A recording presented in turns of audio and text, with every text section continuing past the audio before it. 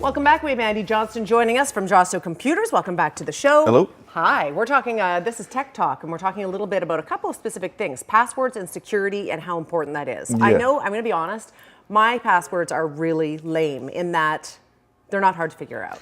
Yeah, and most people aren't going to want to hear what I have to say, but most passwords should be complicated in the sense of internet security now is getting bad where there is ways of retrieving passwords, and a lot of people use the same password for a lot of devices and a lot of sites where that's a big no-no. Where you should have a password should consist of about at least 8 characters, capital letters. It shouldn't be a word, and it should be numbers and symbols in that.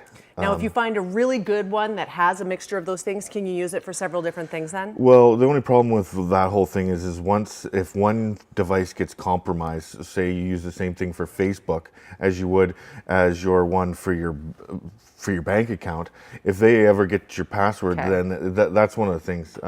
We suggest sometimes getting some kind of pattern going, like numbers and letters, but keep them in a thing where you always know what order they're in. Other thing is to never keep a password book on you.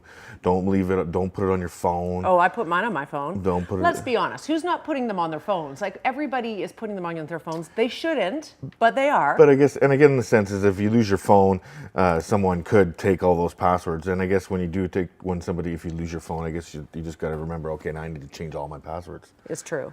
Let's talk about pop-up scams. Everybody thinks that the worst is over.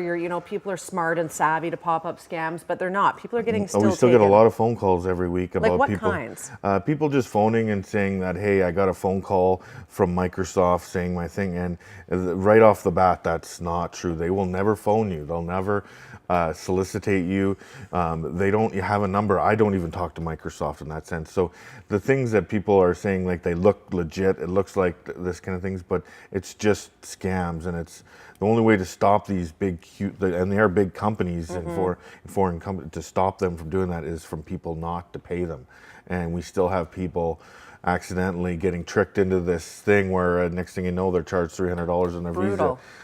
So is the best thing to do if you're not sure, phone somebody, like phone Josto. If we're open, well, I'll tell you right over the phone. If you're ever not sure about something, phone us. We give a free advice over the phone, so we'll tell you what to do.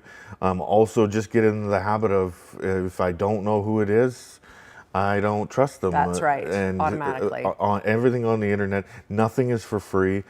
Everybody has to make money. It's either in advertising or anything, or it's in these scams. So. Yeah, very true. And again, if you have any questions, don't be afraid to ask. We're going to take a quick break. Thank you so much. Help yourself to some sushi on the way out. Marcel hasn't eaten quite all of it yet.